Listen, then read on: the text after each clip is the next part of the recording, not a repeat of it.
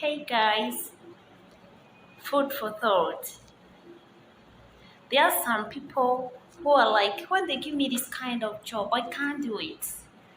And forgetting by the end of the day, when you need to buy something, assuming you go to the shop or the supermarket, the cashier is not going to ask you what kind of job do you do. Rather, he just wants cash to pay for our items.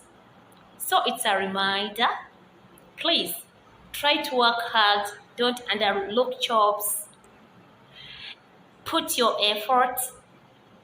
Dream high. Do big. Don't think that anyone is ever there to be giving you money. Please. You should sweat. The Bible says, a man where he worketh does he eateth. Bye bye.